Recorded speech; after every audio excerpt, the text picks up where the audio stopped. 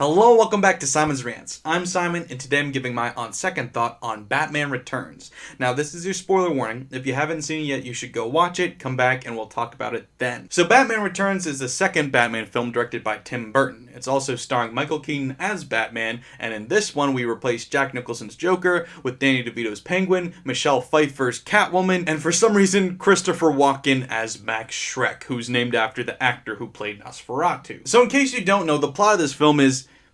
What is the plot of this film? So Max Schreck is an evil businessman who wants to take advantage of Gotham. And he and the Penguin decide to work together to make the Penguin mayor so he can help Max Schreck in his business. Meanwhile, Catwoman is being Catwoman, and there's a lot of things happening, and none of it's really important because it's just about Tim Burton putting on a show. Like, I don't mean to say that this movie doesn't have a plot, but the plot, as I'm talking about it, I realize it doesn't matter at all. So last week I talked about the first Batman film, and I didn't get really into how grounded it is versus how over the top and crazy it is. And I think it's somewhere right in the middle where it's odd and it's weird and there's crazy stuff happening, but all of it to a certain extent with just little leaps of faith could happen. Yes, a man falls into a vat of toxic waste and turns into the Joker. That's a bit of a reach that's not normal, but to be fair, we don't know what would happen to a man if he fell into a vat of toxic chemicals like that. In Batman Returns, however, it skews a little bit more toward the odd. People always talk about how this one is darker than the first one, and I think it is a little bit, but I think that's overblown. I think what more turned off people was how odd this one was. So instead of the Joker being this crazy over-the-top gangster character, he's replaced by a monster in the Penguin, who is a deformed penguin fish-looking guy. And then we've got Catwoman, who's just a crazy person who then comes back to life because cats bite her fingers? Like, just think about that for a second. Yes, I know, the Joker falls into a vat of chemicals.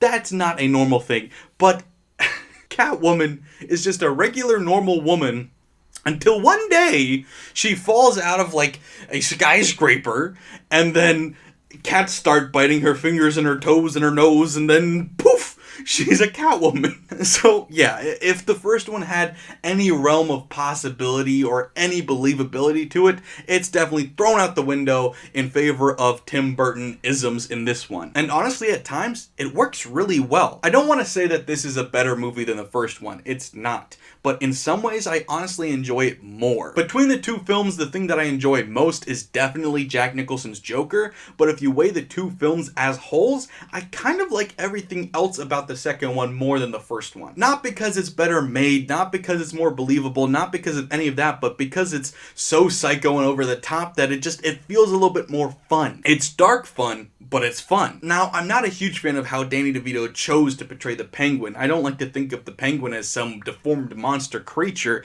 I prefer the version of him where he's a more intelligent mob boss. In this version, he's just the monster, and most of that intelligence, he does have some, but most of it is transferred over to the Max Schreck character, who doesn't need to be in this plot at all, honestly. And neither does Catwoman. I mean, I'm not mad that she's in it. I love Michelle Pfeiffer, and I love Michelle Pfeiffer's Catwoman, other than the weird origin story, but what was her role in this movie? What was the point of it other than to be Catwoman and do backflips all around and get out of breath and go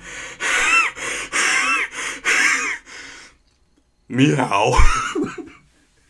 Play the clip.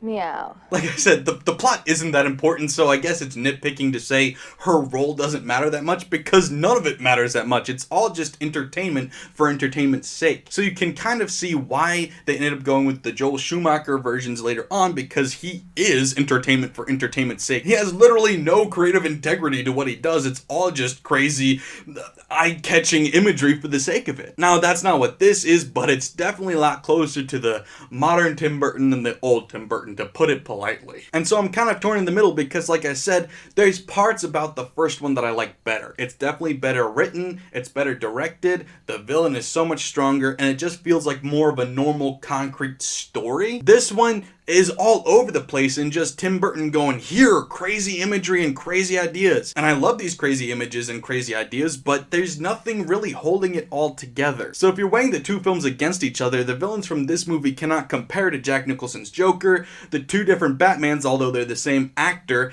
I think the one in Returns is a little bit better because I feel like they fleshed out his character a little bit more. The story in the first one is better, and the feel of this one is just more fun and interesting. And as a bonus point, there's no Prince soundtrack, but there is a new and improved Danny Elfman soundtrack. He took the theme from the first one and made the Penguin theme, which is even cooler and better in my opinion. So there are a lot of things to love about this movie. Is it a better movie than the first one? No, I don't think so. Not from a film critic standpoint, but from just a pure enjoyment standpoint, it's kind of hard to measure because like I said, this movie doesn't look or feel like it was made as well or as high production, but there's just things about it that make it more entertaining. But there are some detractors to it because as much as I enjoy the over-the-top and zaniness of it, it does go too far and too strange in some areas that I can't get into. Like just the character of the Penguin in general.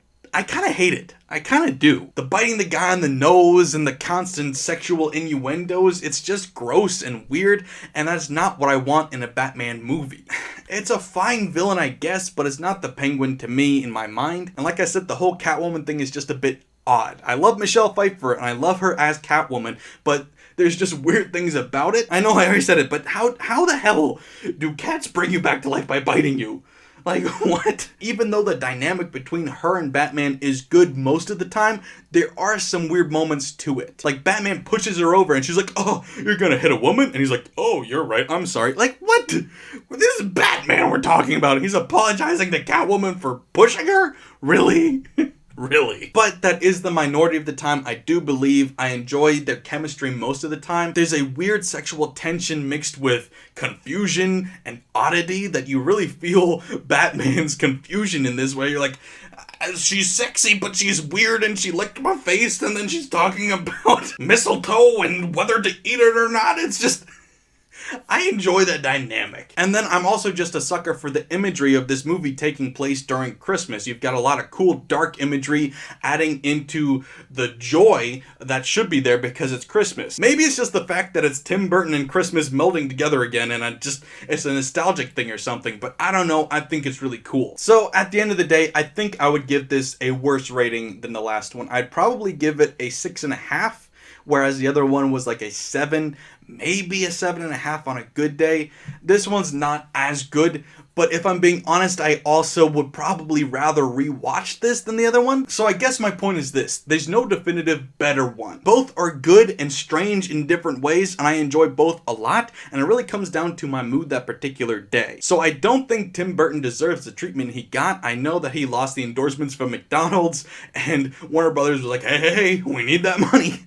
So they kicked him out, and then Michael Keaton left, and the rest is history. I just think it's an honest shame because I don't think this movie deserved that kind of backlash. I know it's probably not actually as good as the first one, but it definitely wasn't so much worse that it deserved being fired for. I get it. It's a weird movie. It's quirky. It's dark. It's strange. It's Tim Burton, but it's enjoyable. Would I have tried to nominate it for any kind of award when it came out? No way. It's not that kind of movie. But I think it understood that in order to make Batman exciting, you had to add a little bit more of something. And maybe Tim Burton added the wrong thing, but to be fair, what he added into the equation was standard Tim Burton weirdness. So if you brought Tim Burton in to make it, you should expect Tim Burton stuff to happen. So while the first one had a short leash kind of feel to it, where it felt like Tim Burton was playing it a little bit safe, and it ended up being a little bit boring because of it, other than the Joker, this one doesn't have a boring moment in it. Now, it's not as high quality, but I'm never bored. And that's the difference. So anyway, that's what I had to think about it, but what did you guys think about it? Let me know in the comments below, and of course, don't forget to like, share, and if you're new here, subscribe. Thanks, guys. Bye.